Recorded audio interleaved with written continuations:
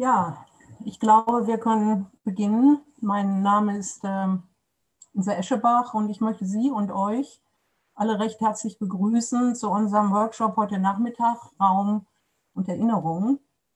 Vor allen Dingen aber möchte ich willkommen heißen die 4 Vortragenden heute in diesem Panel. Und das ist zuallererst Anna-Maria Drumpuki, Alexandra Stephan, Timo Saalmann und nicht zuletzt Stefan Schwan. Ich werde die Kolleginnen und Kollegen gleich im Einzelnen noch kurz vorstellen. Zunächst mal möchte ich sagen, dass ich mich wirklich sehr freue, diesen Workshop moderieren zu dürfen, da die Frage nach der Bedeutung von Orten, wie überhaupt die Kategorie des Raums, glaube ich, sehr an der Zeit ist, wenn ich das mal so sagen kann. Und im Übrigen habe ich den Eindruck, dass auch diese Konferenz das sehr deutlich macht, dass die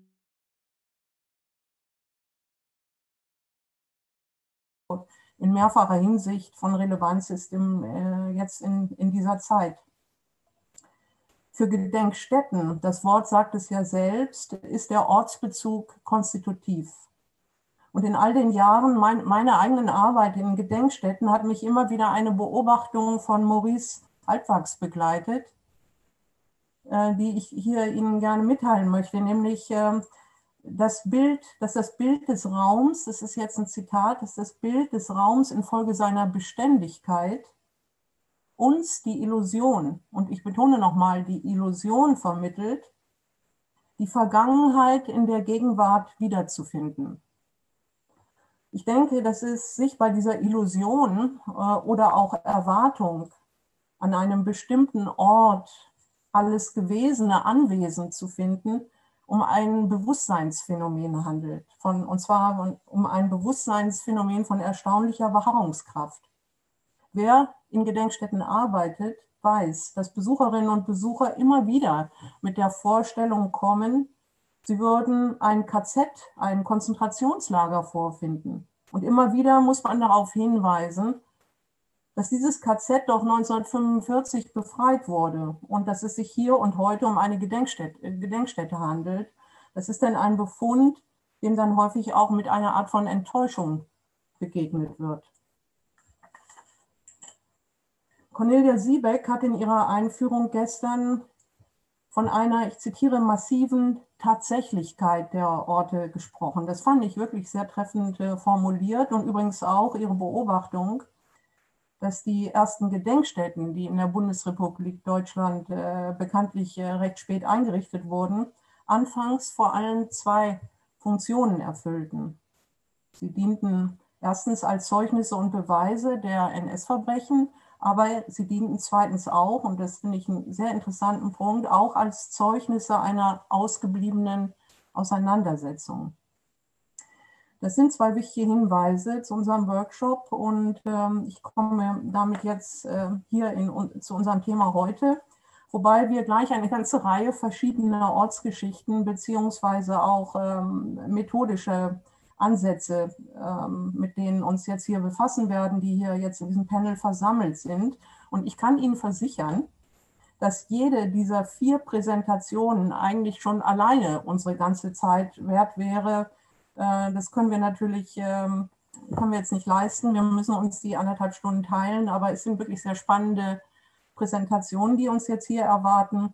Und wir machen es auch in diesem Panel so, wie es auch schon sonst der Fall war, nämlich erst werden alle 4 sprechen und dann können wir anschließend Fragen stellen und diskutieren. Ja, also 3 der Vorträge, die wir jetzt gleich hören werden, handeln von ehemaligen Konzentrationslagern. Das ist das Konzentrationslager Haidari bei Athen. Das ist zweitens Flossenbürg und dann drittens Sachsenhausen. Und ein 4. Vortrag, Mapping the Memory, befasst sich mit Karten, also mit grafischen Darstellungen der Lager, angefertigt von jüdischen Überlebenden. So in etwa das Programm. Als erste Vortragende möchte ich Ihnen nun kurz vorstellen, Dr. Anna-Maria Drumpuki von der Universität Athen. Sie war 2016 bis 2018 Mitarbeiterin des Projekts Erinnerungen an die Okkupation in Griechenland und arbeitet jetzt in einem von der Gerda Henkel Stiftung geförderten Projekt The Shoah and the Remaking of Greek Jewry, The Case of Jews in Athens, assoziiert mit dem Selma Sternzentrum in Berlin. Anna-Maria, ich freue mich, dass Sie bei uns sind und gebe Ihnen nun das Wort.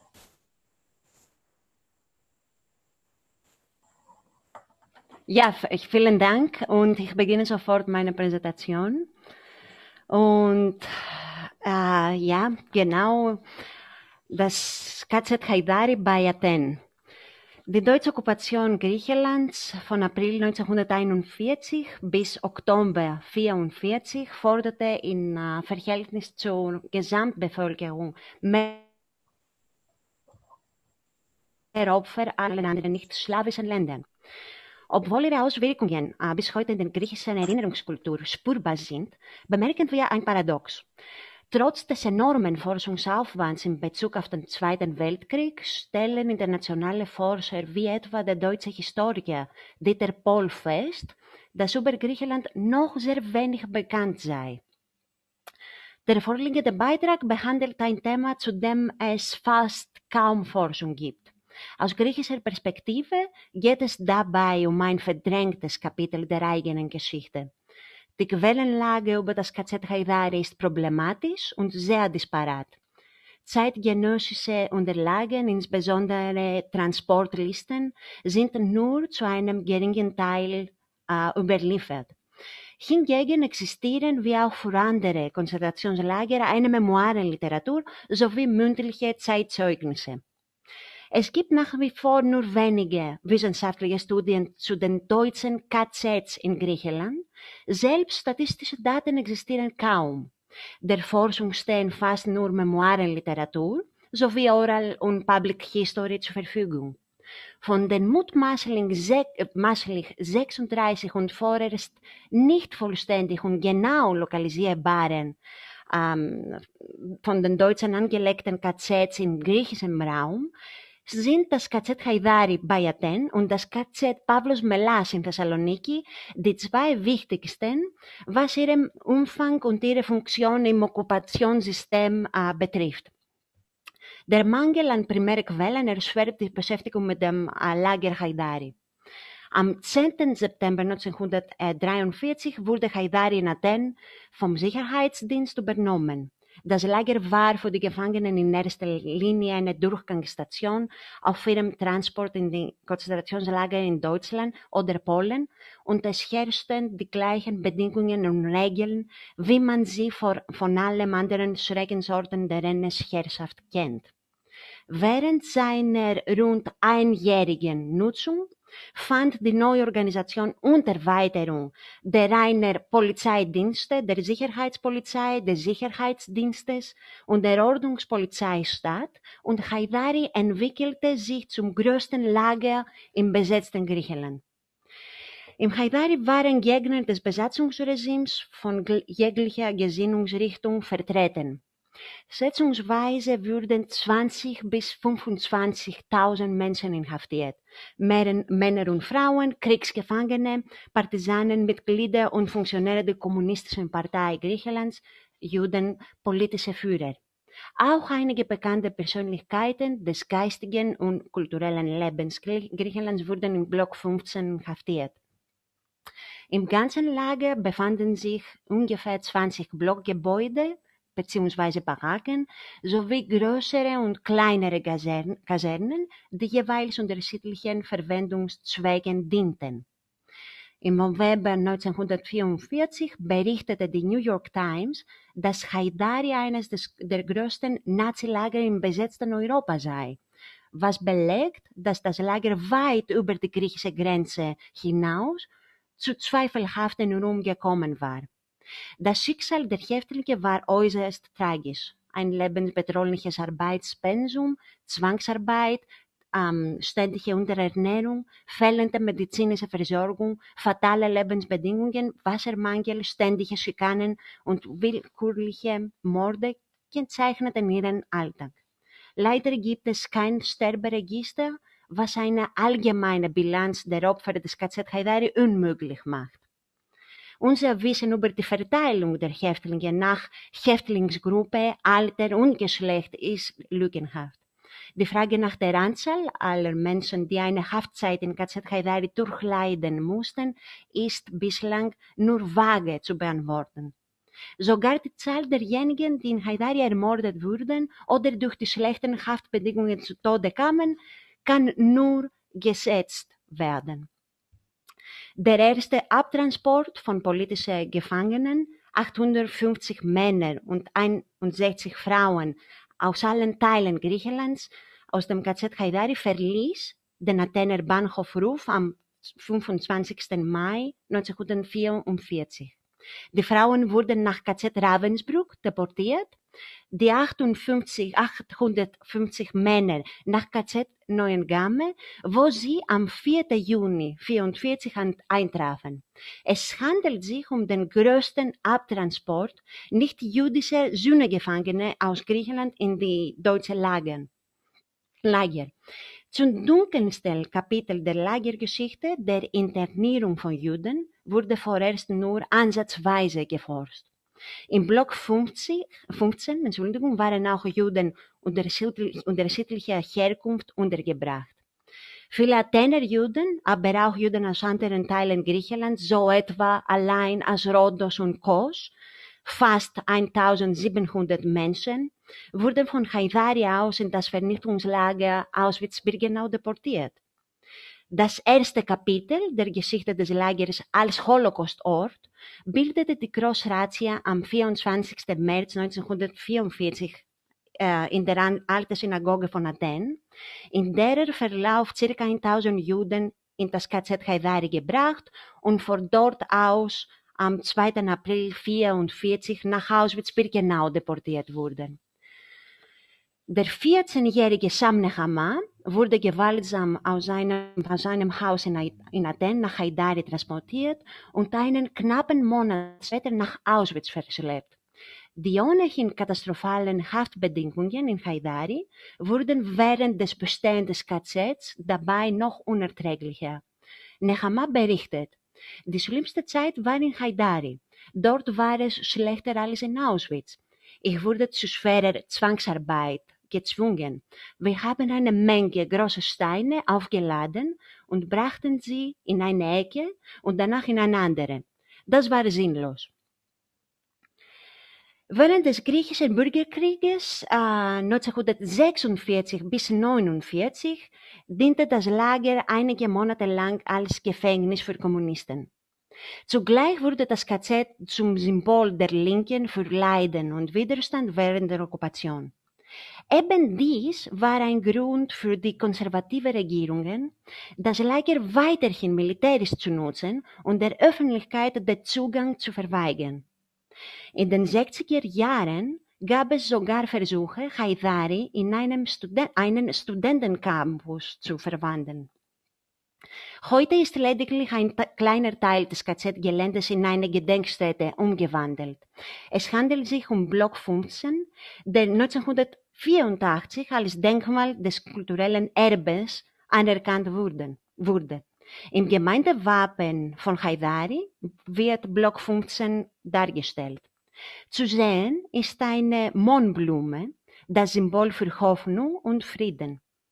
Die staatliche Anerkennung einer symbolischen Bedeutung des KZ Haidari einerseits sowie die Isolation der Gedenkstätte und die fortdauernde militärische Nutzung des Lagers andererseits stellen jedoch eine paradoxe Situation dar.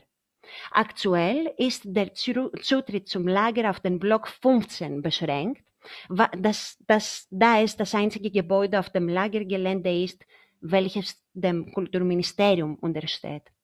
Der Besuch der restlichen Bereiche ist aus militärischen Gründen untersagt, da Haidari weiter von der griechischen Armee als Kaserne genutzt wird. Gelingt es heute Interessierten nach der Erledigung von Formalitäten, die sich oft über Wochen hinziehen, den Block 15 zu besuchen, so liest man dort auf einer Gedenktafel Ort des Opfers und der Folter der Kämpfer des nationalen Widerstandes. Bastion im Kampf um die Freiheit.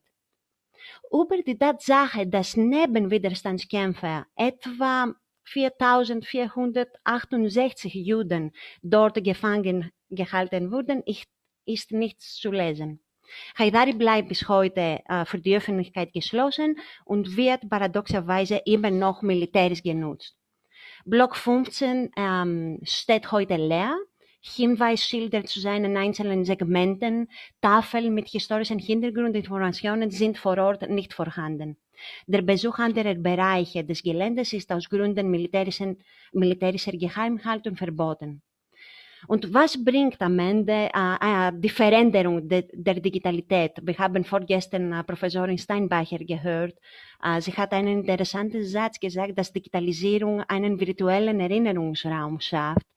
In Haidari, durch ein neues Projekt, versuchen wir, dem Mord seine verlorene Sichtbarkeit wiederzugeben.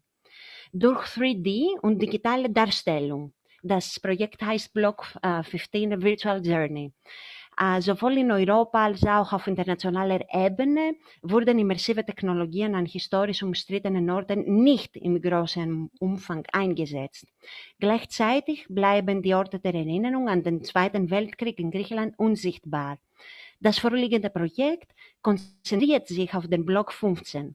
Wir versuchen, das Gebäude digital zu rekonstruieren durch den Einsatz immersiver Technologien, durch originelle Szenarien, die auf primären und multimedialen Archivquellen und größtenteils auf digitalem Storytelling basieren, wird das zu entwickelnde interaktive, immersive Virtual Reality Erlebnis das eigentliche Denkmal wieder zum Leben erwecken. Vielen Dank für Ihre Aufmerksamkeit.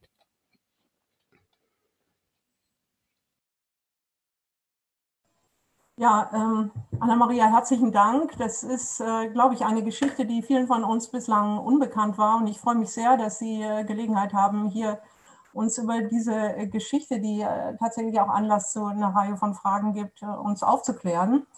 Wir kommen im Anschluss auf jeden Fall auf Ihr Thema zu sprechen. Ich habe jetzt die Freude, Ihnen Alexandra Stepan vorzustellen.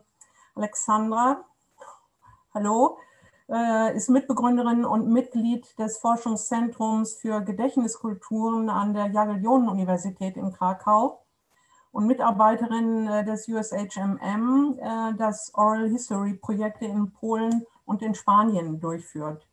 Und weil das eben so ist, spricht Alexandra jetzt auch aus Barcelona zu uns, denn sie ist gerade dort, wie gesagt, im Auftrag von USHMM, um dort Interviews zu machen, was für sich gesehen wahrscheinlich auch schon mal wieder ein ganz spannendes Thema wäre. Alexandra, I'm very happy to see you here with us, and I'm looking forward to your presentation on mapping the memory. The floor is yours. Thank you very much.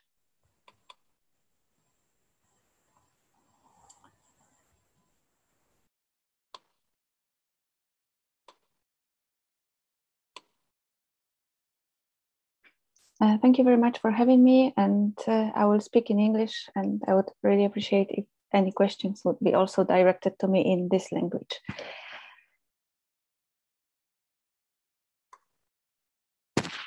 The inspiration for this project came from my personal experience of interviewing Polish eyewitnesses to the Shoah in Lviv as part of the United States Holocaust Memorial Museum's Lemberg project in 2018.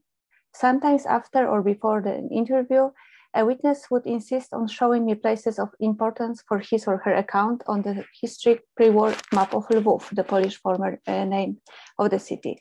They would point out where they lived, where they went to school, but also where the ghetto was or where they saw a particular instance of violence. In such cases, maps, I believe, are much more than mere visual representations of given space. They might serve as evidence, as a way of referring to and imagining the past, a tool for memory, an intimate medium of experience, and a method of witnessing the Shoah.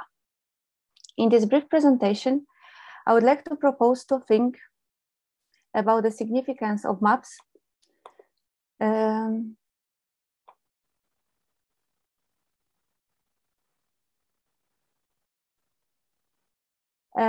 the significance of maps as testimonies in Holocaust research. I will turn to maps used, drawn, and adjusted by the Holocaust survivors of Nazi concentration camps and try to outline some basic roles they may play in witnessing to the Shoah.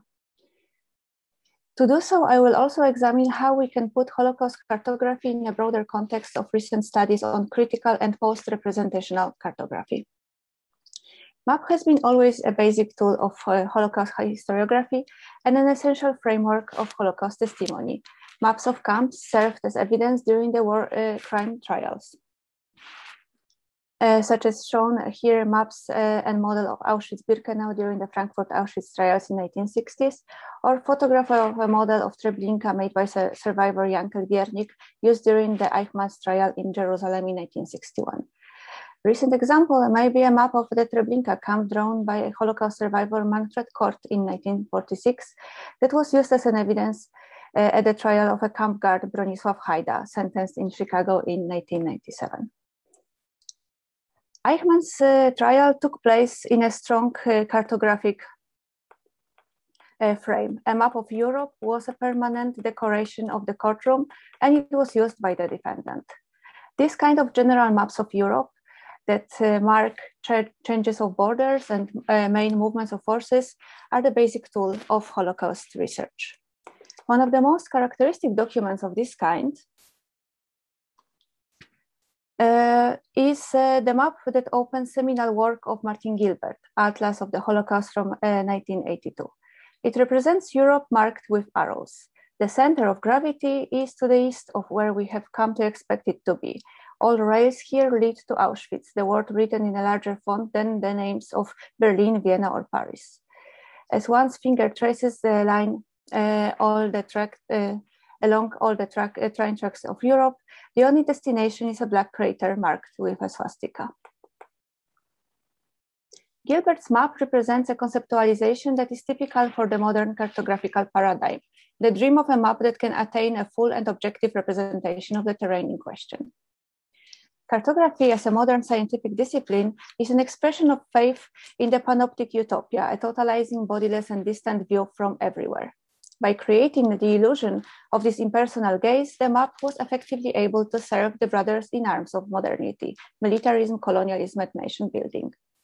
Critical cartography reinterprets its own oppressive genealogy as a domain of knowledge that claims to be an objective and genuine representation of reality. It reveals the map as a privileged and political tool of authority and knowledge, treating some terrains as empty space and literally pushing some people off the map. The striking absence of Eastern Europe, where the majority of the 6 million died in Gilbert's map, may be read as an instantation of these tendencies. Whereas, by contrast, such map initiatives as the virtual map of the Holocaust by bullets, created by the French organization Yahad in graves of the Forgotten Foundation and the Rabbinical Commission of Jewish Cemeteries in Poland, made as counter map in this. In turn, post-representational cartography focuses on the ontological status of maps, rejecting the model by which the map reveals the truth about a territory. In order to demonstrate ways maps are used in specific historical circumstances, it rejects the large-scale perspective and treats maps as processes, practices rooted in action and affective structures, as permanently becoming mappings. In the context of the cartography of the Holocaust, the maps used by the witnesses themselves might be interpreted as this sort of processual cartographical testimonies. Whereas the geography of the Holocaust traditionally assumed the separation of cartographer and witness, the map can also play a key role in the hands of the witness. Therefore, I'm interested in maps from the grassroots level, created during the Shoah and after the war, such as those published as a part of memoirs included in Yizkor books or donated to the archives by survivors.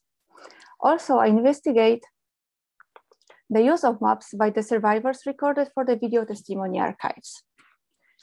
These documents may be handwritten or in a form of topographic maps simply adjusted with individual signs, drawings, or colors, and represent survivors' hometowns or villages, ghettos, and camps. There are also objects acting as maps, such as drawings and photographs. In the video archive of the Shoah Foundation, at the end of many recordings, witnesses show their maps. Sometimes these are plain topographical, often small-scale maps of Europe or one particular country, with which witnesses performatively engage in the process of giving a testimony. They show their trajectory with a pen or finger, narrate their survival, mourn death or relatives, indicate points of betrayal or help. As in the testimony of Simon Wiesenthal from the Shoah Foundation, who leads his interviewer through multiple camps of occupied Europe, starting in Lvov, or one of Janine Oberotman, who narrates via city maps her pre-war life and survival in Lvov and death of her family in Janowska camp. Or one of Madeleine Deutsch, who says about her relatives who died in neighboring sub-camp. We were so close, yet so far. In these cases, map serves as a tool for memory and navigation aid, but also vehicle of nostalgia and mourning. Also, maps of concentration camps may play diverse roles. In case of maps of camps created and smuggled clandestinely, the most important function is to be a material trace from the inside. These documents, drawn either in camp or just after the escape, may be considered material witnesses, as Susan Schuppli puts it, quote, an entity, object or unit whose physical properties record evidence of passing events to which it can bear witness. As we may see on the document from Auschwitz-Birkenau map drawn according to the testimony of two escapees from the camp Welzler and Rosenberg, the representational accuracy is less important than the very fact that this document comes from the camp itself. Also, drawing of Auschwitz subcamps made by Simcha Cohen,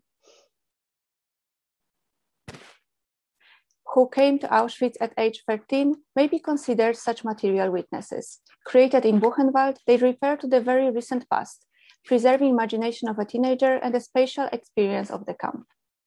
Also, sketches by Anna Heilmann share this quality. She says in the interview, the first thing I did after liberation was this drawing of the outside of the ammunition factory in Auschwitz. These maps are immediate evidence, reference of memory, and then medium of testimony. Map as medium of testimony is also rendered in the video testimony of Maurice Venezia, a Jewish survivor and a member of Auschwitz Sonderkommando. He narrates his testimony on the uprising of the slave workers of the special squad working in crematorium by navigating his stories on handwritten vernacular maps. They are used not to visualize the space of the camp, but rather to structure the narrative of his testimony. Similarly, witnesses place themselves in camps using maps of bigger areas, sometimes drawn by themselves, as in testimony of Fred Cerne, who was prisoner of Auschwitz subcamp Janina Grube, or cut out and adjusted as in testimony of Ernst Verdun, prisoner of Monowitz. Finally, I would like to suggest that official map of the camp may be used by a witness in a performative way, subverting its initial character. Józef Bał, Polish-Israeli artist and a prisoner of Paszów camp, worked as a camp cartographer and created a map of it with Gothic signs. Yet, even if it refers to the perspective of a perpetrator, map used by Bał in his video testimony, where he uses it to narrate his own survival, changes its character and intercepts its original role. As a closing example of this brief reconnaissance, I would like to show a map or drawing serving as a map of Leo Haas, painter from Czechoslovakia, who was a prisoner of the Zarzecze or Nisko camp established in 1939 and supervised by Adolf Eichmann. Haas made a very detailed sketch of the camp, indicating also prisoners and Polish peasants. On the right side, the eyewitnesses who 70 years later will be the only source of information on this place. The team of Yachad in Unum used this map to invigorate memory of an eyewitness, Michał Sobiło, who later showed them the space of past violence. The map by Haas is used now to remember the camp, since there is no sign of its existence in the physical space of Zarzecze. Moreover, in a way, survivors' camp map became a vehicle of collective memory, also of the ones who stayed in the very place of the past. Thank you very much.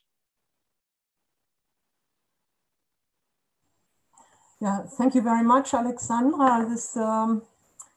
You gave really such a paper that you presented. I mean, you presented really, really interesting documents to us all. This is fantastic, all this material that you gathered there. It's an incredible theme. This is what I understand from you, and we will get back to you after the other two have spoken. The next one, der nächste ist Timo Salmann. Herzlich willkommen, Timo Salmann, zurzeit wissenschaftlicher Mitarbeiter der KZ-Gedenkstätte Flossenbürg. Timo Salmann hat vorher in Ausstellungs- und Forschungsprojekten in Bamberg, Fürth und Nürnberg gearbeitet und wird jetzt über den Wandel der Erinnerungslandschaft Flossenbürg zu uns sprechen. Timo Salmann, Sie haben das Wort. Ja, vielen Dank. Ich freue mich, dass ich jetzt zu Ihnen sprechen kann auf dieser virtuellen Konferenz. Ich möchte noch zwei Sachen vorwegschicken. Ich werde jetzt grundsätzliche Informationen zur Geschichte des Konzentrationslagers Flossenbürg nur auf einer Folie zeigen und im Folgenden dann nur Punkte nennen, die für meine Argumentation und im Kontext der Entwicklungsgeschichte des Ortes relevant sind. Alles andere kann man in der Dissertation von Jörg Skribeleit nachlesen. Ich werde jetzt am Beispiel von 3 Zeitschnitten darauf eingehen, wie sich Flossenbürg als Erinnerungslandschaft entwickelt hat. Die Zeitschnitte sind folgende. Einmal das Ende der 1940er Jahre, als befreite Konzentrationslagerhäftlinge den Ort des Gedenkens eingerichtet haben. Zweitens die Fahrten zum ehemaligen Hauptlager und Außenlagerstandorten, die Angehörige ehemaliger Häftlinge aus Westeuropa seit den 1950er Jahren durchführen. Und drittens und letztens der Wandel des Erinnerungsortes nach 1945 mit dem symbolträchtigen Jahrestag des 50. Jahrestags der Befreiung, in dessen Folge sich Flossenbürg zu einem transnationalen Gedenkort entwickelt hat. Im Grunde genommen versuche ich in der Kürze der Zeit jetzt 2 Abschnitte für die Nachgeschichte des Konzentrationslagers Flossenbürg voneinander abzugrenzen. Also sozusagen einen ersten, der national und von nationalen Überlebendenverbänden dominiert war und nach dem Umbruch seit Mitte der 90er Jahre einen transnationalen Erinnerungsort. Das Lagersystem Flossenbürg einerseits hat während seines Bestehens Verbindungen von verschiedenen Orten, Städten, Industriestandorten geschaffen und dabei Spuren hinterlassen. Das ehemalige Lagergelände und der Steinbruch, dessen Granitvorkommen zur Einrichtung des Lagers geführt hatten, wurden bereits nach der Befreiung zum Ort der Erinnerung. Gleichwohl war Flossenbürg, das an der Peripherie der Bundesrepublik lag, in der westdeutschen Erinnerung kaum präsent. Es war ein sogenanntes vergessenes Lager und rückte erst in den 80er Jahren ins öffentliche Bewusstsein. Die Vorprägung als Erinnerungsort ging mit der Gründung des sogenannten Tal des Todes einher. Ein Gedenkensemble, das befreite Häftlinge und DPs zwischen 1946 und 1948 mit Unterstützung der US-Amerikaner geschaffen haben. Hier habe ich einmal ein Bild von 1948. Auf einer zum Wald hin abfallenden Fläche, die außerhalb des eigenen Lagers lag, wurde die Asche der kremierten Todesopfer zu einer Art Pyramide errichtet. An dieser Stelle hatte auch die Lager-SS schon Asche verstreut. Es wurden Gedenksteine errichtet, die auf die nationale Herkunft der Häftlinge rekurrierten und die jeweiligen Todeszahlen nannten. Zudem entstand hier hinten im Bild eine Kapelle, für deren Bau die massiven Wachtürme aus Granitquadern geschleift und das Material wiederverwendet wurde. Die Akteure dieser Zeit stammten aus katholisch geprägten Ländern Europas. Besonders aktiv sind die polnischen DPs, die auf dem ehemaligen Lagergelände selbst oder in der nächstgelegenen Stadt in Weiden lebten. Das Tal des Todes war ein national und auch ein christlich-katholisch geprägter Gedenkort.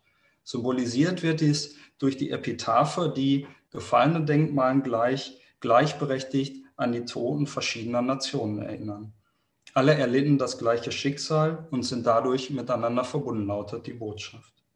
Die Perspektive war dabei dezidiert nicht deutsch. Deutsche Häftlinge waren im Gedenken marginalisiert und blieben es auch lange Zeit. Das zweite Beispiel weist ebenfalls eine nationale und christliche Konnotierung auf. Die Pèlerinage, also als Pilgerreise verstandene organisierte Besuche von Angehörigen ehemaliger Häftlinge aus Frankreich. Diese wiederum christlich-katholisch überformten Fahrten dienten dem Totengedenken und damit der Vergegenwärtigung der Leidensgeschichte. Die Pèlerinage wird durchgeführt vom Verband ehemaliger französischer Häftlinge, der Association de Flossenbürg et Calvados. In den 50er Jahren war Flossenbürg eine von zahlreichen bayerischen KZ-, Grab- und Gedenkstätten. Als Standort eines ehemaligen Hauptlagers war es Station von Todesmärschen aus nördlicher und östlicher Richtung und hatte damit eine zentrale Rolle in Bayern gehabt. Die bayerische Landesregierung ließ ab 1957 Todesmarschopfer von den kommunalen Friedhöfen, auf denen sie zuerst beerdigt worden waren, entlang der Marschroute auf den sogenannten Ehrenfriedhof umbetten. An den vorherigen Bestattungsorten fielen die Toten, sobald sie umgebettet waren, meist dem Vergessen anheim. Während der Erinnerungsort Flossenbürg in der Bundesrepublik also kaum relevant war, sah es in europäischer Perspektive anders aus. Die Umbettung der rund 5.600 Toten hielt die Erinnerung wach. Und dies auch, obwohl die westeuropäischen Länder bemüht waren, identifizierte Todesopfer ein weiteres Mal zu exhumieren und in die Heimatländer zu überführen und dort mit militärischen Ehren und als Widerstandskämpfer zu bestatten. So wie das Gedenken in den Heimatländern folgte auch das Zeremoniell der Pèlerinage einem Zeremoniell. In einer Prozession stieg man, begleitet von der Landesflagge und einer Flagge des Verbandes, wie man hier auf dem Foto sieht, ins Tal des Todes. Es folgten Ansprachen, Gebete und schweigendes Gedenken. Dieser staatssymbolische Akt hatte eine Metaebene, denn die Franzosen gedachten ja an einem Verbrechensort im Land der Täter ihrer Toten. Zugleich zeigten sie als Angehörige einer Siegermacht Präsenz. In der Gesamtheit verdeutlicht dies die nationale Konnotierung der Gedenkakte und der Pèlerinage. Ich komme jetzt zur zweiten Phase, den Überlebenden-Treffen nach der Jahrtausendwende. Als sich die Befreiung zum 50. Mal jährte, hatten sich Gedenkkultur und auch die weltpolitische Lage geändert. 1995 reisten ehemalige Häftlinge aus den USA, aus den west- und südeuropäischen Ländern und, das ist neu, auch aus den ehemaligen sozialistischen Ländern an. Wichtig ist das, weil Häftlinge aus diesen Ländern, also Ost- und Südosteuropa, seit 1942 die große Mehrzahl der Insassen gestellt haben. Zuvor, also vor 1995, hatte die Gemeinde Flossenbürg und lokale Initiativen, kirchlich oder gewerkschaftlich organisiert, im Tal des Todes Erinnerungsveranstaltungen abgehalten, meist zu den symbolträchtigen Tagen, also am Tag der Befreiung, den 23. April, Tag des Kriegsende, 8. Mai, oder am Todestag von Dietrich Bonhoeffer, der hier am 9. April 1945 hingerichtet worden war. 1995 erhielt das Gedenken nun einen größeren Rahmen und auch eine sehr viel größere mediale Öffentlichkeit. Es gab eine Gruppe, die aus Regensburg agierte und auch auf politischer Ebene waren Gemeinde, der Bezirkstag der Oberpfalz und auch die bayerische Staatsregierung beteiligt. Der Bayerische Rundfunk übertrug die Veranstaltung, weit über 1000 Gäste reisten an, darunter waren zahlreiche Überlebende. Das erinnerungskulturelle Potenzial des Ortes zeigte sich also besonders um die Jahrtausendwende. Die Überlebenden wurden wieder präsent, das Überlebendentreffen institutionalisierte sich und wurde auch für die Gedenkstätte, die 1999 faktisch begann zu arbeiten, zum wichtigsten Termin im Jahreslauf.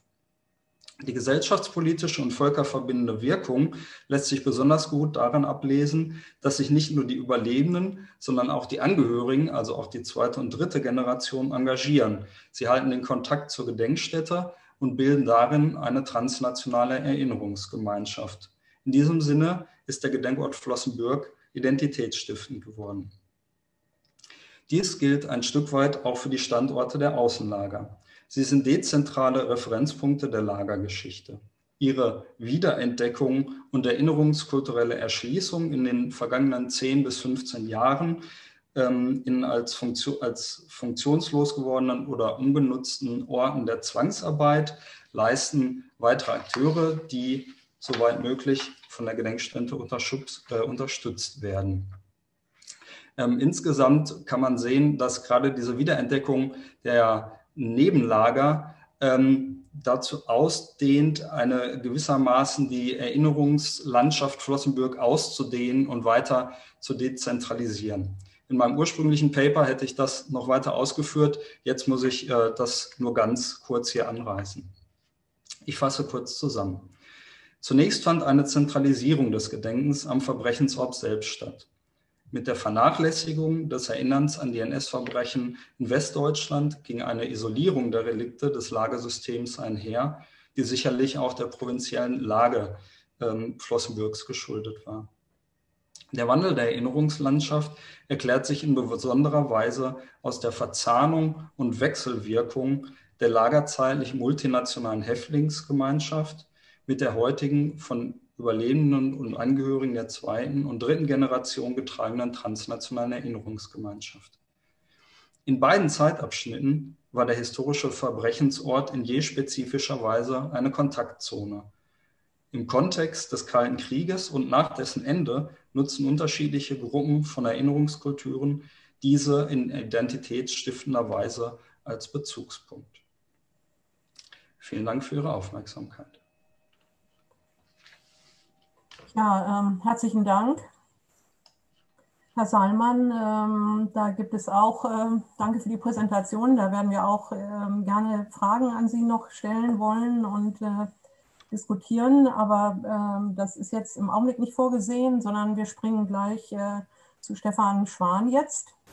Der ist stellvertretender Direktor des Leibniz-Instituts für Wissensmedien in Tübingen und Herr Schwan hat mit seinem Team eine empirische Studie zum Besuchertracking, also zum Verhalten von Besucherinnen und Besuchern, so nach dem Thema, wo laufen sie? So habe ich das zunächst mal verstanden. Wie reagieren Sie? Also Besucherinnen und Besucher der Gedenkstätte Sachsenhausen durchgeführt. Und wir sind jetzt in der guten Lage, die Ergebnisse dieser Studie präsentiert zu bekommen. Herr Schwan, wir sind sehr neugierig und gespannt auf Ihre Befunde. Ja, vielen Dank. Ich schaue gerade. Ich hoffe, dass meine Folien jetzt sichtbar sind. Kann man die jetzt sehen? Gut. Und hören kann man mich auch gut. Sehr schön. Genau. Vielen Dank für die Einführung. Sie haben es ja schon gesagt. Ich möchte Ihnen gerne die Ergebnisse einer empirischen Studie vorstellen, die wir am Leibniz-Institut für Wissensmedien hier in Tübingen gemeinsam mit Astrid Ley und Axel Trekol von der Gedenkstätte Sachsenhausen gemeinsam durchgeführt haben. Es geht darum, diesen Erfahrungsraum Gedenkstätte Sachsenhausen gewissermaßen zu versuchen zu kartieren, wie Besucher diesen Erfahrungsraum wahrnehmen und dazu diese Methode des Besuchertrackings zu verwenden. Eine KZ-Gedenkstätte wie Sachsenhausen ist ja ein sehr großflächiges Gelände. Und Besucher bewegen sich auf diesem Gelände über einen sehr zeitlich ausgedehnten Zeitraum hinweg, sodass man also eigentlich sagen kann, dass die Erfahrung einer solchen Gedenkstätte etwas ist, was sowohl mit Kopf als auch mit Körper gewissermaßen erfolgt. Die gesamte Fläche einer solchen Gedenkstätte lässt sich ja in verschiedene Orte sozusagen ausdifferenzieren, die bei den Besuchern jeweils mit ganz unterschiedlichen Wahrnehmungen, mit Gefühlen, mit Gedanken einhergehen können. Und daraus ergeben sich eine ganze Reihe von Fragen. Wir können uns zum Beispiel fragen, wie erschließen denn die Besuchenden das Gelände? Das heißt, wo halten sie sich auf? Wie lang halten sie sich da jeweils auf? In welcher Reihenfolge gehen sie über dieses Gelände? Und dann aber auch, mit welchen Erfahrungen Sind die verschiedenen Orte auf dem Gelände denn jeweils verbunden? Wird da Interesse hervorgerufen? Werden bestimmte emotionale Reaktionen evoziert oder affiziert? Haben an bestimmten Orten die Besucher das Gefühl, etwas gelernt zu haben? Und ein dritter Fragekomplex würde sich darauf beziehen, inwieweit die Besuchenden denn eine sehr homogene Erfahrung dieses Gedenkortes haben oder dieser Gedenkstätte oder inwieweit es ganz unterschiedliche Typen von Besuchern gibt oder Verhaltensmustern gibt, die sich da finden lassen. Wir haben dazu eine empirische Studie durchgeführt. Vor Ort wurden Besuchende im Eingangsbereich kontaktiert und ein Teil der Besuchenden hat sich dann eben bereit erklärt, durch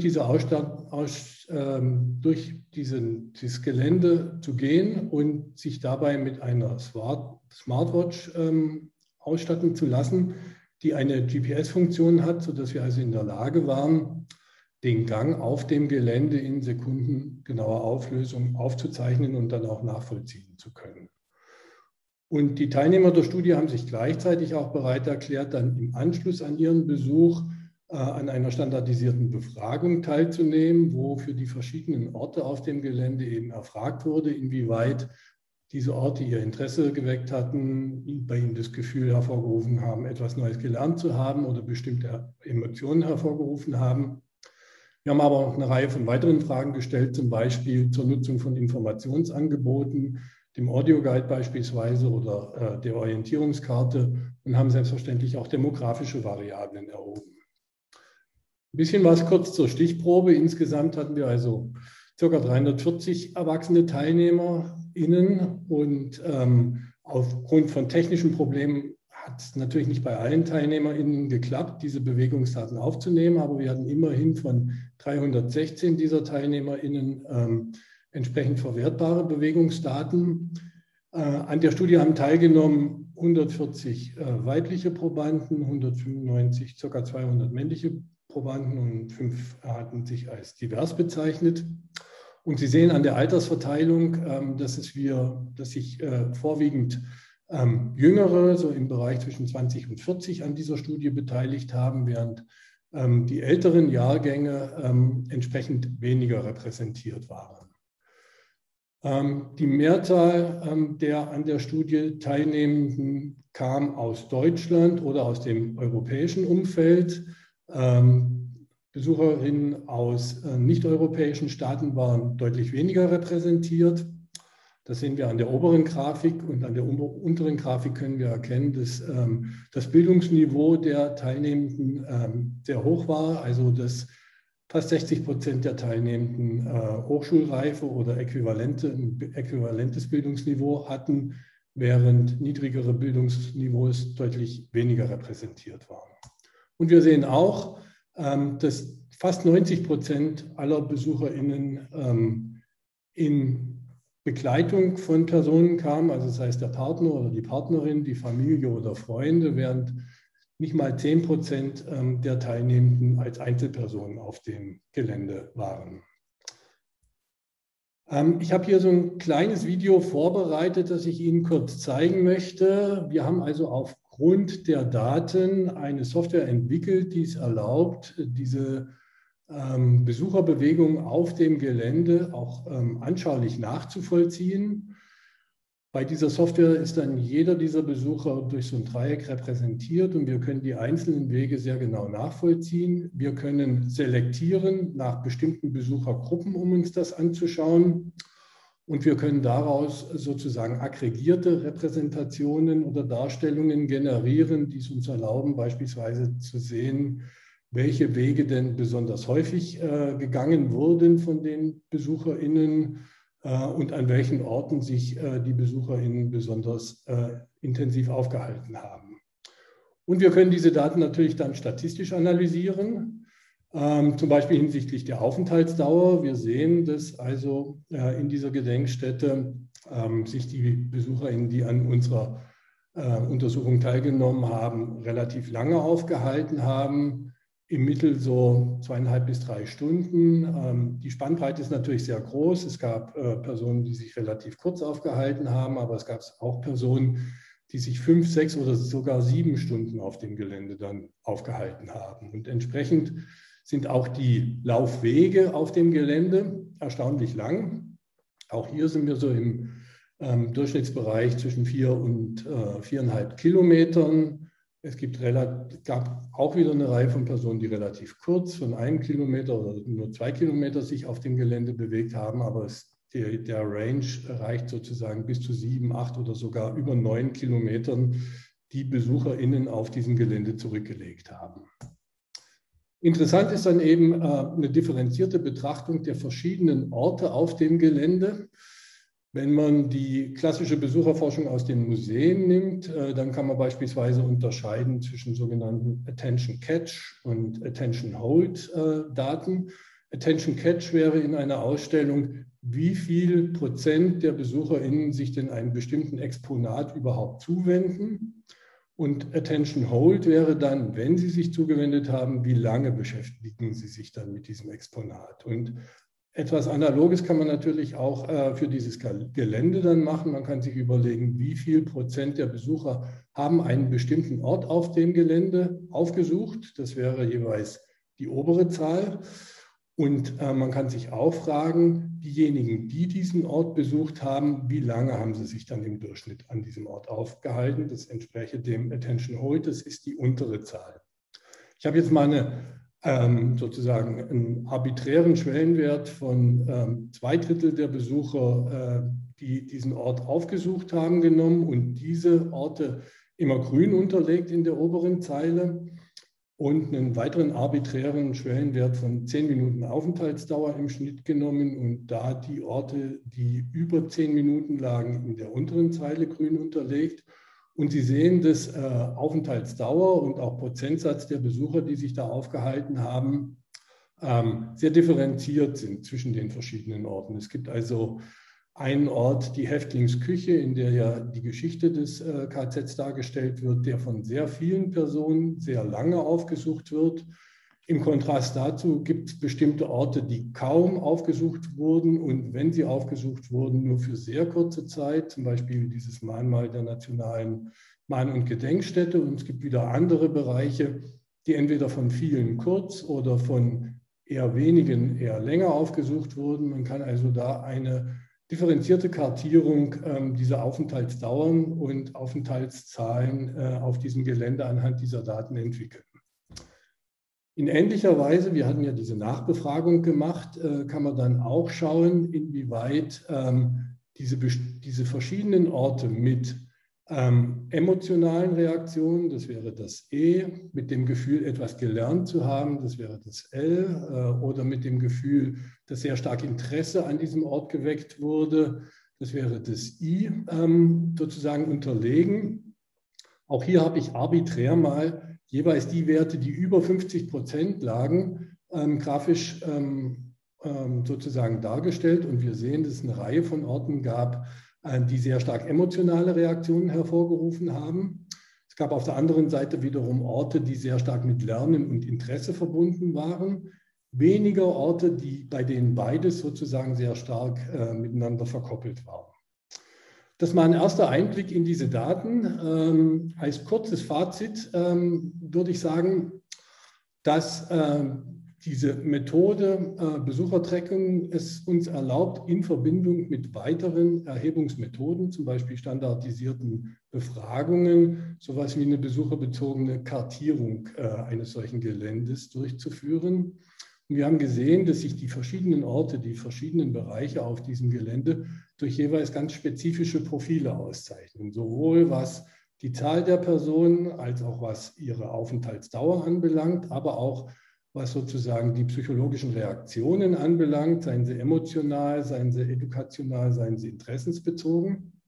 Ich kann vielleicht noch sagen, dass wir versucht haben, diese Profile, die wir gefunden haben, und im Hinblick auf demografische Variablen auch zu analysieren und konnten keine substanziellen Zusammenhänge überraschenderweise zwischen Verhalten erleben und demografischen Variablen feststellen. Es war also so, dass es nicht spezifische Verhaltensweisen gab, die jetzt für Frauen versus Männer oder Jüngere versus Ältere oder Personen aus europäischen Ländern im Vergleich zu außereuropäischen Ländern gab oder auch Kombinationen davon, sondern es scheint doch eine sehr individualisierte Erlebnisform zu sein, sich sozusagen auf diesem Gelände zu bewegen und bestimmte psychologische Reaktionen zu haben. Im Hinblick auf die Methodik abschließend noch, die ist natürlich deutlich erweiterbar auch noch. Dieses Tracking funktioniert im Freien, aber nicht in Räumen. Dazu bräuchte man andere Technologien, sodass wir in diesen Ausstellungsbereichen zwar feststellen konnten, wann der Ausstellungsbereich aufgesucht und wieder verlassen wurde, aber sozusagen die Trajektorien durch diese Ausstellung nicht genau aufschlüsseln konnten. Und ein zweiter Punkt ist, dass wir die emotionalen oder auch kognitiven Reaktionen retrospektiv nach dem Besuch dieses Geländes erhoben haben. Alternativ dazu könnte man das auch schon während des Besuchs machen. Da würde man dann von Ambulatory Assessment sprechen, wenn die Leute beispielsweise keine Smartwatch haben, sondern ein Smartphone haben, auf dem dann an bestimmten Stellen auf dem Gelände ein kleiner Fragebogen aufpoppt oder eine kleine Ratingskala, sodass man dann sozusagen unmittelbar diese Reaktionen während des Besuchs erheben kann. Und damit bedanke ich mich für Ihre Aufmerksamkeit. Ja, herzlichen Dank, Herr Schwan. Das ist wirklich auch für viele von uns wahrscheinlich neu, was Sie da erhoben haben. Ich freue mich auch auf die Diskussion mit Ihnen, insbesondere was auch dann Ihre Begriffe beispielsweise der emotionalen Reaktion betrifft und die psychologischen Reaktionen, die Sie kurz skizziert haben. Aber ich meine, insgesamt sind diese Befunde sicher wertvoll für alle, die in Gedenkstätten arbeiten, beziehungsweise auch die Möglichkeit, die Ihr Ansatz eröffnet, für die Weiterentwicklung. Ich schlage jetzt aber doch vor, da eine ganze Reihe von Fragen sich hier angesammelt haben, dass wir jetzt vielleicht doch nochmal wieder an den Anfang zurückgehen, und zwar zu Anna-Maria Drumbuki mit ihrem hochinteressanten Vortrag zu dem ehemaligen KZ Haidari. Ich würde jetzt mal eben die Fragen vorlesen und dann auch meine eigene noch anschließen.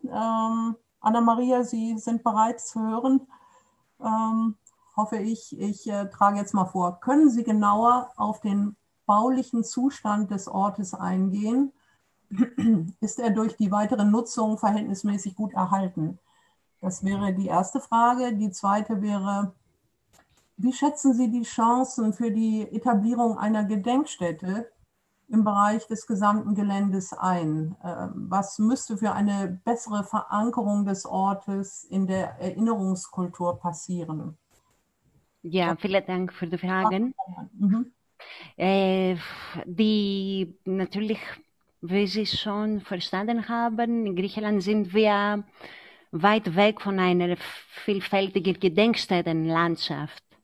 Es gibt nicht nur Haidari, es gibt auch andere vernachlässigte Orte in Griechenland, die auffällig wenig Bedeutung beigemessen wurde. Das sage ich, weil zum Beispiel am Exekutionsplatz in Kessariani weiterhin der Athener Schützenverein trainiert oder während das ehemalige Sicherheitsdienst Hauptquartier im Zentrum von Athen, in der Mellinstraße, einem Kosmetik-Einkaufszentrum weichen musste. Also das ist nicht nur Haidari der Fall. Das sage ich nur am Anfang. Und über den baulichen Zustand der Haidari ein bisschen zu erzählen, es gibt 21 Baracken, die immer noch militärisch genutzt sind. Es gibt nur Block 15, der Block ist eine Gedenkstätte. Das bedeutet nicht, dass Block 15 ein zeithistorisches Museum oder Ausstellungen hat. Es gibt keine Zeitspuren, es gibt keine Informationen in Medien. Also diese Baracken sind völlig vernachlässigt und weiterhin militärisch genutzt. Es liegt viele Gründe dafür. Es gibt eine lange Diskussion über die herrschende Politik des Vergessens in Griechenland. Das ist eine unvermeidbare Folge der traumatischen Erfahrung der Okkupation und des Bürgerkriegs. Das hat bis 1949 gedauert. Und ob es eine Möglichkeit oder eine Chance oder Perspektiven gibt für die Musealisierung des Lagers, ich würde sagen, ich bin nicht so optimistisch, obwohl wir diesem Projekt Block 15 Virtual Journey schon angefangen haben. Und wir versuchen durch die sogenannten immersiven Technologien den Raum zu rekonstruieren. Aber das passiert nur mit 3D-Brillen. Das bedeutet, dass wir organisieren keine Ausstellung. Wir fordern nicht die Musealisierung des Ortes. Das liegt nicht an unserer Hand. Das ist etwas politisch und es hat mit der Gemeinde Haidari und mit der Regierung zu tun. Ich denke, dass die Aufarbeitung der Vergangenheit in Griechenland liegt weit weg von einer erinnerungskulturellen Erschließung. Und ich habe diese interessanten Vorträge gehört und ich bin ein bisschen neidisch, weil wir immer noch über die Rettung der Erinnerung sprechen in Griechenland. Also ich weiß nicht, ob ich es beantwortet habe schon. Aber vielen Dank für die Fragen. Ja, danke auch für Ihre Antworten. Das ist alles sehr, sehr interessant. Aber ich meine, ich möchte gerne ergänzen, dass diese polizeiliche oder militärische Nachnutzung der Lager, das war auch, ist auch in der Bundesrepublik, auch in der ehemaligen DDR bekanntlich üblich. Aus irgendwelchen Gründen, die es auch sicher gibt, eignet sich wohl diese Lagerstruktur dazu, polizeilich oder militärisch Interessen sozusagen auf sich zu ziehen. Das gibt an verschiedenen Orten ja Jahre und jahrzehntelange Kämpfe. Dachau ist jetzt gerade wieder ein aktueller Fall, wo man sich darum bemüht, dass diese Räume freigegeben werden. Und meine Frage an Sie wäre jetzt, was den Block 15 betrifft. Glauben Sie denn, dass ein digitales Storytelling, wie Sie das nennen, also auch zukünftig den Ort ersetzen könnte? Oder würden Sie doch in jedem Fall, wenn Sie die Wahl hätten, sich für den real existierenden Ort sozusagen einsetzen? Obwohl ich keine Gegnerin von Digitalisierung bin, das Gegenteil, ich versuche, diese Digitalisierung in meine Arbeit zu integrieren und durch meine Teilnahme an diesem Projekt denke ich, dass es gibt keine Alternative zu realen Orten. Und es gibt, wie ich schon implementiert habe, es gibt keine Gedenktage, keine Kranzniederlegungen, keine Erinnerungsstätte, keinen einzigen Hinweis auf die frühere Existenz des Lagers, das aus der kollektiven Erinnerung getilgt wurde. Also das bedeutet, wenn wir keine öffentlichen Vorträge oder Tagungen oder Bürgerinitiative haben, dann funktioniert nicht, wir funktionieren nicht in diese Richtung. Wir versuchen einfach eine Aura des Authentischen zu geben an diesem Ort. Der Ort existiert in Wirklichkeit nicht. Es ist nicht die Leute haben keine Information dazu, was passiert in Block 15, was passiert in Haidari. Also es gibt keine Voraussetzungen für eine historische Aufarbeitung dieser problematischen Vergangenheit. Die Digitalisierung ist eine Methode und einen Weg, aber ja, wie Sie schon gesagt haben, wir müssen uns sehr intensiv mit diesen Orten der Erinnerung uns beschäftigen, als Gesellschaft. Ja, wobei ich Ihnen sagen möchte, wir können Ihnen allen dankbar sein, dass Sie an diesem Prozess so aktiv mitwirken und Ihre Arbeit, können wir, glaube ich, alle sagen, ist wirklich kostbar.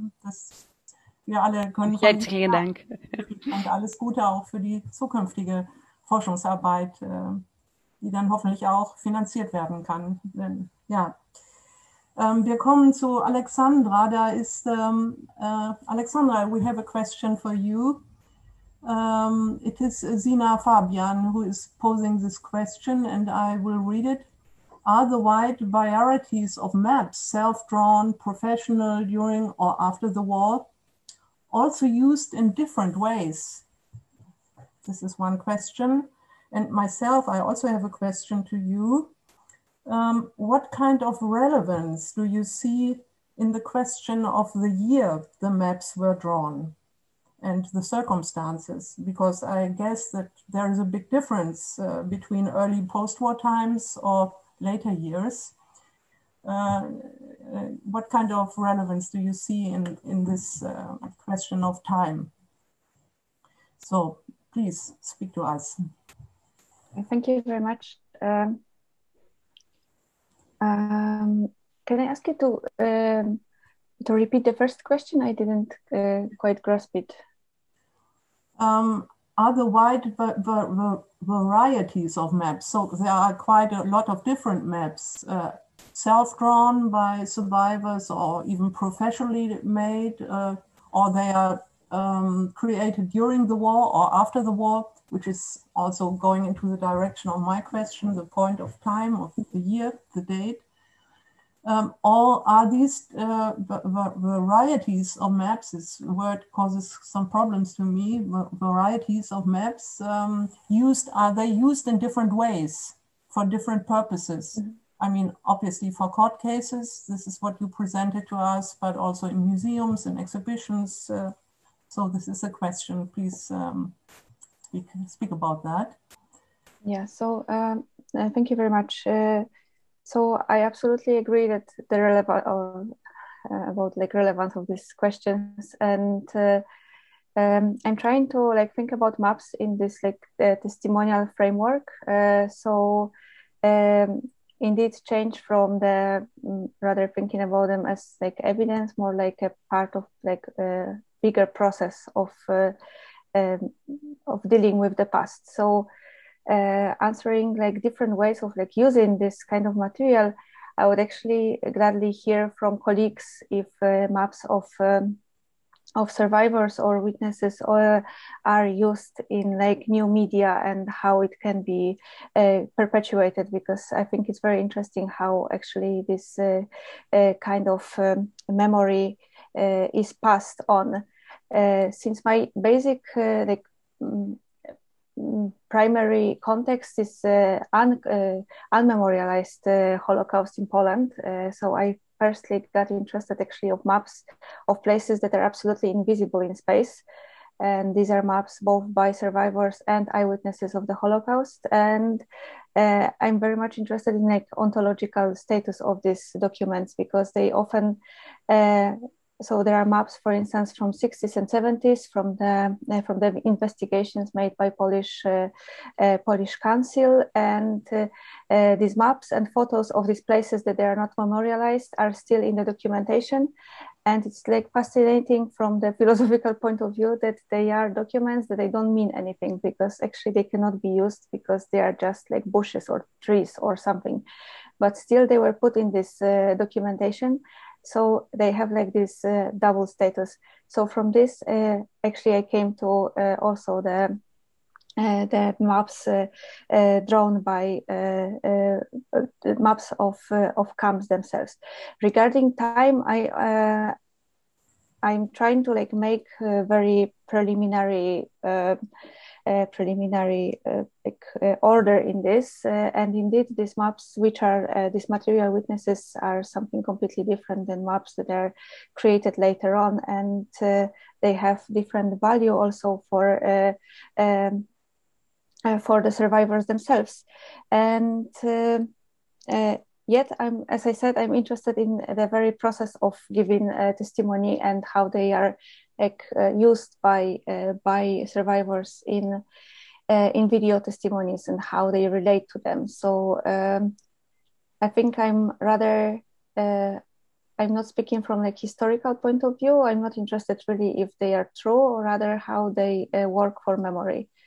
And but this is very preliminary research. So thank you very much for these questions. I will think about them. Yeah, pleasure. This was indeed very interesting. I don't think that there are any more questions to Alexandra, but I see quite a few at least two for the moment. Ich sehe 2 Fragen an Timo Salmann. Die erste Frage kommt von Thomas Scharschmidt. Ich lese vor. Gilt die Ausblendung von Flossenbürg aus der deutschen Erinnerungskultur auch für die prominenten ermordeten Häftlinge wie Bonhoeffer aus der Endphase des Krieges?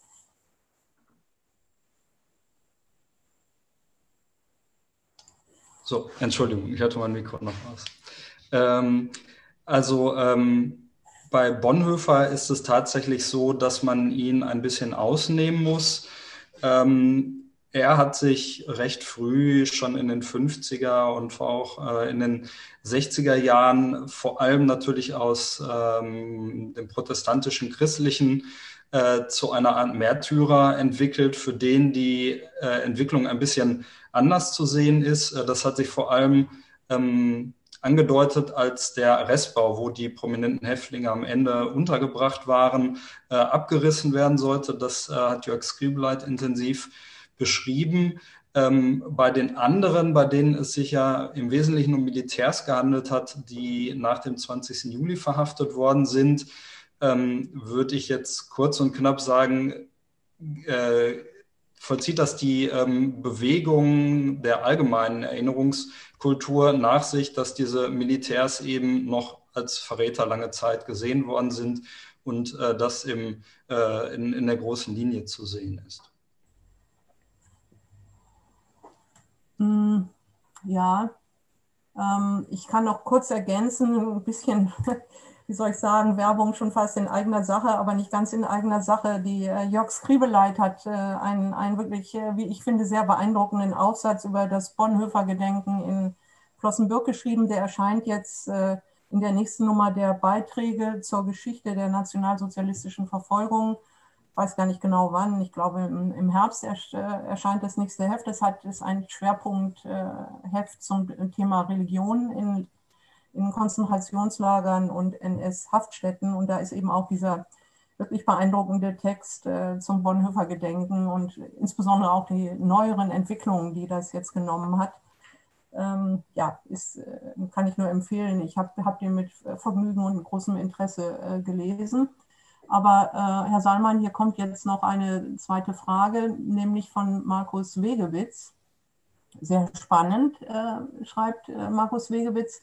Gab es bei der Memorialisierung in Flossenbürg Wechselwirkungen, Verflechtungen mit anderen Orten und überlebenden Gemeinschaften, zum Beispiel Dachau?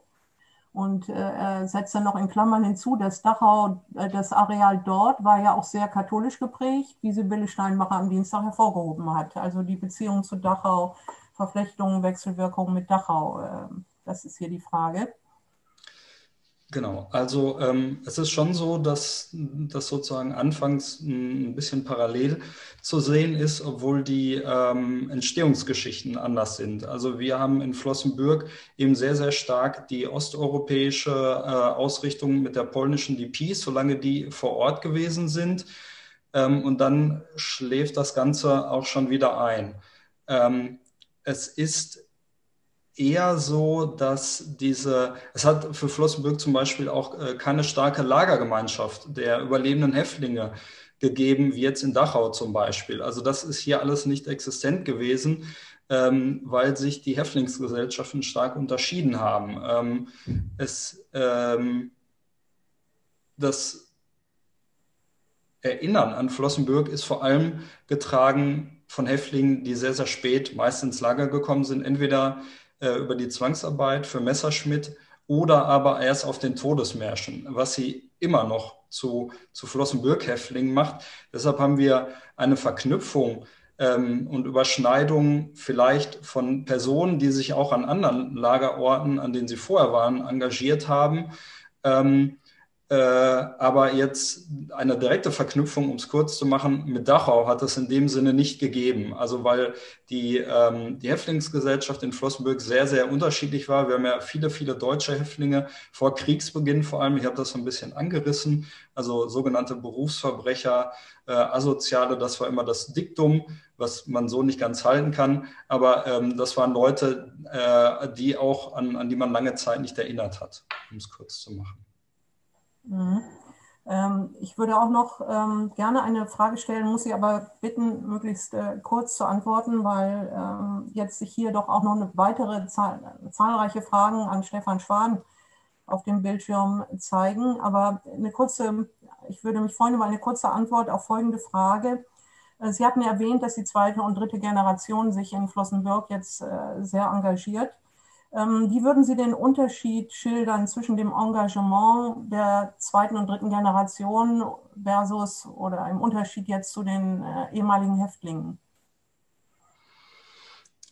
Also es ist so, dass es eine sehr gute Beziehung gibt, es stabil ist, dass Angehörige der zweiten und dritten Generation mitkommen und die sehr, sehr unbefangen trotzdem auf den Ort reagieren. Die haben natürlich das Familiengedächtnis im Hintergrund, aber trotzdem sehr, sehr offen sind. Also dabei würde ich es jetzt belassen, was bei Häftlingen natürlich zum Teil anders ist. Okay. Also ich sage einen Satz dazu. In meiner beruflichen Erfahrung in Ravensbrück, da hatte ich schon zum Teil den Eindruck, dass die zweite, dritte Generation gerade aus dem deutschen Raum doch eher, sagen wir mal, massiver auftreten, als das ihre Mütter und Großmütter getan haben. Also mit eindeutigeren auch politischen Forderungen und so. Aber offenkundig ist das in Flossenbürg anders. Aber ich glaube, das ist ein anderes Thema, über das es sicherlich sich auch zu sprechen lohnt, aber vielleicht bei anderer Gelegenheit. Stefan Schwan, ich komme zu Ihnen. Wir haben hier eine Reihe von Fragen. Ich würde sie jetzt doch nicht alle auf einmal vorlesen, weil ich fürchte, Sie sind dann überfordert, wenn ich so sagen darf. Also ich wäre es auf jeden Fall. Ich beginne einfach mal. Wir sehen, wie weit wir kommen. Wie würden Sie im Hinblick auf Ihre Ergebnisse das dezentrale Ausstellungskonzept der Gedenkstätte Sachsenhausen bewerten? Ist es den Bedürfnissen, Gewohnheiten der Besucherinnen angemessen? So die erste Frage. Und vielleicht was in Friedstätten geplant. Fruchtbar wäre ja eine vergleichende Perspektive. Bitte. Genau, also ich maß mir jetzt da keine Evaluation sozusagen dieses dezentralen Konzepts an. Dazu müsste man sicher noch zusätzliche Daten erheben, zum Beispiel Tiefeninterviews führen, wo man dann auch wirklich en Detail die Gedanken beispielsweise und auch en Detail die emotionalen Reaktionen der Besucher genauer aufschlüsseln würde. Natürlich ist es eine Methode, die geeignet ist, um zum Beispiel Maßnahmen oder Veränderungen in ihren Wirkungen zu untersuchen. Das heißt, wenn jetzt beispielsweise das Orientierungssystem in Sachsenhausen geändert würde, neue Tafeln aufgestellt würden oder auch in den Ausstellungen Sachen verändert würden, dann ließe sich die Methode einsetzen, um die entsprechenden Veränderungen bei den Besuchern auch nachzeichnen zu können und vor diesem Hintergrund dann beurteilen zu können, ob die Ziele, die mit diesen Veränderungen verbunden sind, dann auch tatsächlich erreicht wurden auf der Besucherebene. Okay. Ich komme zur nächsten Frage, die kommt von Petra Haustein. In der Gedenkstätte gibt es ja mit 13 sehr viele Ausstellungen, schreibt sie noch dazu, zu den historischen Schichten, den Konzentrationslager des sowjetischen Speziallagers und der Geschichte der nationalen Mahn- und Gedenkstätte. Können Sie das noch konkreter zu den jeweiligen, etwas sagen, konkreter zu den jeweiligen Aufenthaltsdauern und Interessen sagen? Also verstehen Sie die Frage? Es geht eben darum, wie die unterschiedlichen Zeitschichten von Besuchern wahrgenommen und rezipiert werden. Diese verschiedenen Zeitschichten, da müsste man nochmal separat in die Daten reinschauen und das sozusagen aggregieren auf dieser Zeitschichtebene, um da Aussagen treffen zu können. Ich habe hier schon im Chat nebenher auch gesehen, dass da diverse Diskussionen hin und her gingen. Es ist tatsächlich so, dass wir es ja, die Sachen, die ich berichtet habe, sich um Durchschnittswerte handeln. Also das heißt, man müsste zusätzlich zu diesen Durchschnittswerten beispielsweise für die einzelnen Orte noch die, wir würden in der Statistik sagen, Standardabweichung benennen. Also das heißt, wie stark das um diesen Wert jeweils streut. Das wird an den einzelnen Orten unterschiedlich stark streuen. Also an manchen dieser Orte werden sich viele Besucher ähnlich lang aufhalten und an anderen Orten wird es eine sehr große Spannbreite von Aufenthaltsdauern geben und auch das muss dann bei der Interpretation berücksichtigt werden. Also ich kann das jetzt, denke ich, in der kurzen Zeit nicht leisten, jetzt differenziert die einzelnen Teilorte auf dem Gelände jetzt mit Ihnen zu diskutieren. Aber wer sich dafür interessiert, kann sich selbstverständlich sehr gerne mit mir in Verbindung setzen und wir können das dann im Detail auch nochmal durchsprechen. Gar kein Thema. Ja, danke für das Angebot. Trotzdem würde ich doch noch mal kurz beharren wollen auf der Frage auf der Frage, die wir gerade gestellt haben, nämlich haben Sie irgendeine, auch vielleicht erstmal nur vorläufige Einschätzung, in welchem Verhältnis das Speziallager, ehemalige Speziallager Interesse hervorruft und wie viele Besucherinnen und Besucher das Konzentrationslager aufsuchen? Das war die Frage von Petra Hautstein, die ich auch in der Tat sehr interessant finde. Ja. Also nach meinem Eindruck, aber da muss ich wirklich nochmal in die Daten reingehen, hat das Konzentrationslager eine deutlich größere Aufmerksamkeit und sozusagen Zuwendung bei den Besuchern, als jetzt das sowjetische Speziallager hat. Aber wie gesagt, es ist unter dem Vorbehalt zu nennen, dass man da wirklich die Daten nochmal detailliert analysieren sollte.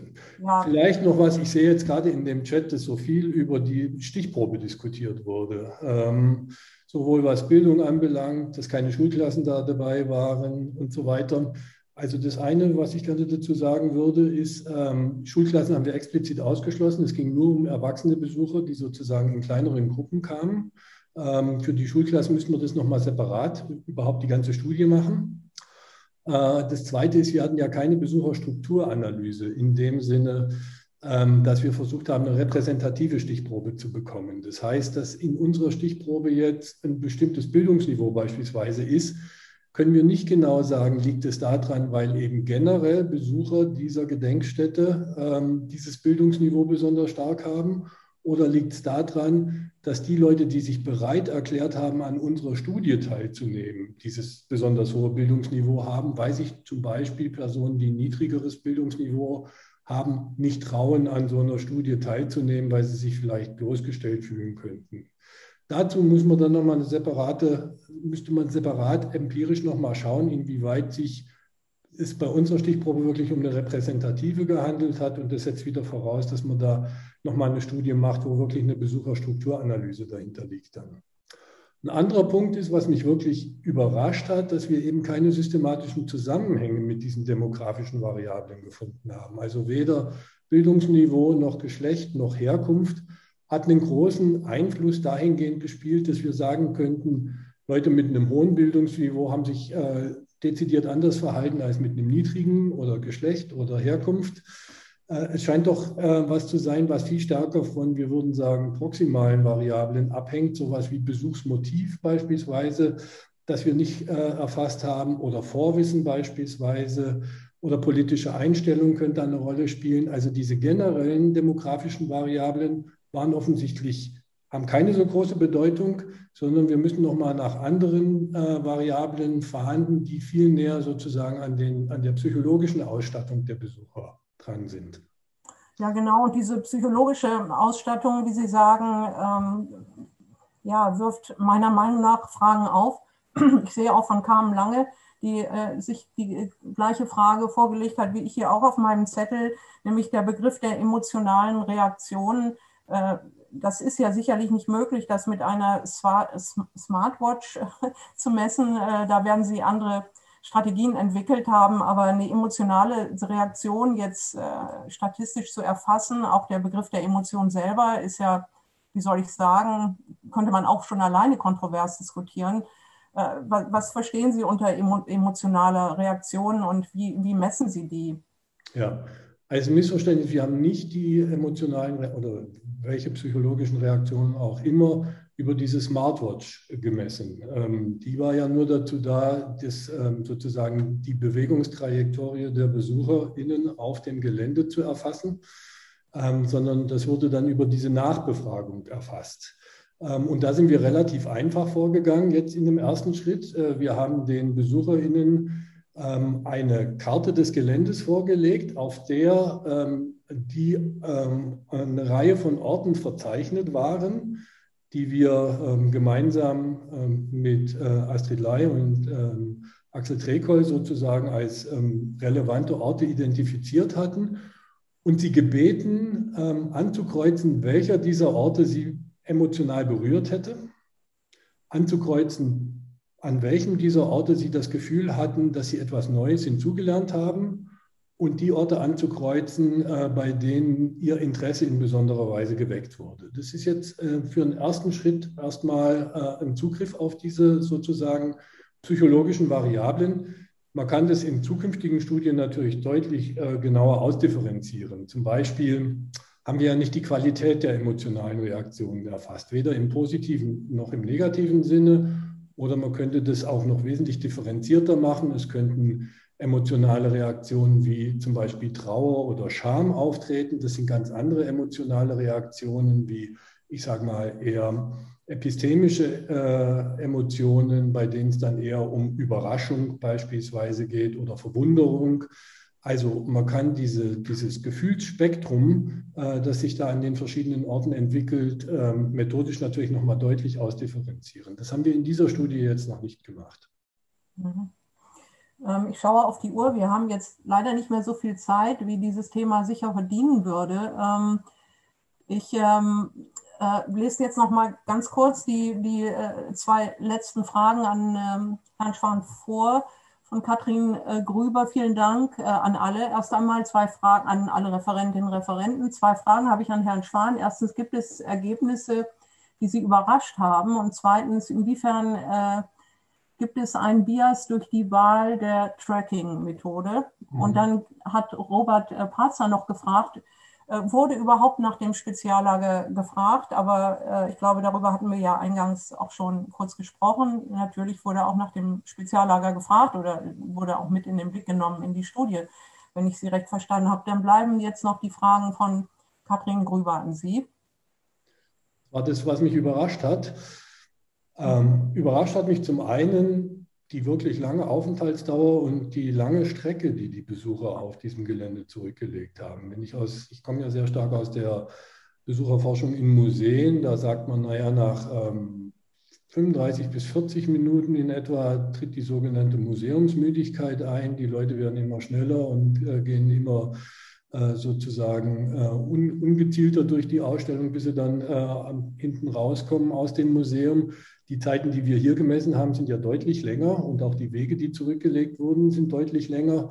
Das ist das, was mich einerseits überrascht hat. Die andere Überraschung habe ich schon genannt, dass ich verwundert war eigentlich, dass es uns nicht gelungen ist, eine sozusagen Besuchertypologie zu entwickeln anhand dieser Daten, sondern dass die Variablen, die demografischen, die wir erhoben haben, da offensichtlich keine Aussagekraft dazu besitzen. Das wäre so zu diesen Überraschungen für mich. Das andere ist der Bias, also inwieweit sind die Daten verzerrt, alleine durch die Tatsache, dass gemessen wird. Ich habe ja schon viele Studien gemacht, wo zum Beispiel mit mobilem Eye-Tracking gearbeitet wurde, die Leute also so eine Eye-Tracking-Brille aufbekommen und dann durch Ausstellungen beispielsweise gehen. Da würde ich das Bias viel höher einschätzen, da ist den Leuten viel bewusster, dass sie jetzt eine Messapparatur am Körper haben, die genau aufzeichnet, was sie gerade machen und sich deswegen vermutlich deutlich rationaler verhalten, sage ich mal, als sie das im normalen Ausstellungsbesuch machen. Das ist immer so ein bisschen ein Problem der Reaktivität solcher Messmethoden. Bei dieser Smartwatch hätte ich diese Bedenken weniger. Die ist, glaube ich, nach ein paar Minuten einfach vergessen, dass man diese Uhr sozusagen am Körper trägt. Man müsste es nochmal anhand von Beobachtungsmethoden versuchen zu validieren, inwieweit man also jetzt bei den Personen, die so eine Smartwatch getragen haben, deutliche Verhaltensunterschiede bei einer Beobachtung finden würde im Vergleich zu solchen, die eben keine Smartwatch tragen. Aber ich würde erwarten, dass die Unterschiede nicht allzu groß sind. Also wir sozusagen durch diese Methode keinen großen Bias finden. Der einzige Bias, den man vielleicht finden könnte, wäre, dass natürlich die Teilnehmer im Vorfeld gefragt wurden, ob sie bereit wären, im Nachklapp auf den Besuch noch an einem Interview, an einer Befragung teilzunehmen und deswegen vielleicht aufmerksamer durch das Gelände gegangen sind, wie wenn sie erst im Nachhinein überraschend dazu gefragt worden wären. Okay, also ich sehe im Chat, wir haben hier 29 Beiträge insgesamt schon in diesem Panel. Da ist ein großer Wunsch, auch weiter zu sprechen und Fragen mit Ihnen zu diskutieren. Deswegen hier eine Einladung der Veranstalterinnen und Veranstalter nochmal. Sie mögen sich doch in den Wonder Room oder Wunderraum auch hineinbegeben, eine deutsch-englische Wortkomposition. Entweder geht es um Wunder oder es geht vielleicht auch um Wandern, ein Raum, in dem man wandern kann, wandering around. Also das bleibt Ihnen offenbar überlassen, wie Sie diese Option nutzen wollen. Jedenfalls der Link dazu ist im Chat zu finden. Sie hätten Gelegenheit, Sie und ihr, möchte ich sagen, das Gespräch fortzusetzen. Kai Müller hatte auch noch vorgeschlagen, die Frage der Diversität weiter zu diskutieren in diesem Wunderraum. Ich selber sehe jetzt meine Aufgabe darin, erst noch einmal allen Vortragenden herzlich zu danken. Thank you very much for your presentation, especially to Barcelona. Alles Gute für das weitere Gelingen. I mean, the best for you in your work in Spain in the Oral History Project, Alexandra. Aber auch Ihnen allen anderen wünsche ich gutes Vorankommen. Ich danke Ihnen allen. Es sind immerhin im Augenblick noch 107 Teilnehmerinnen und Teilnehmer für die Teilnahme und das Interesse und die engagierte Diskussion. Ich danke auch sehr den digitalen Expertinnen im Hintergrund, die hier Ton und Stimme und Bild möglich gemacht haben. Das war mir persönlich auch eine große Hilfe und hat Vertrauen gestiftet. Der Tagungstag ist jetzt mit diesem Panel offiziell zu Ende. Wir sehen uns dann morgen früh wieder sozusagen um 9 Uhr. Dann gibt es 2 Podien und dann noch schließlich die Abschlussdiskussion. An mir ist es jetzt noch, Ihnen einen schönen und vor allen Dingen auch erholsamen Nachmittag zu wünschen. Ich freue mich, Sie wiederzusehen, auch im digitalen Raum. Alles Gute und nochmal. Vielen Dank. Vielen Dank. Vielen Dank.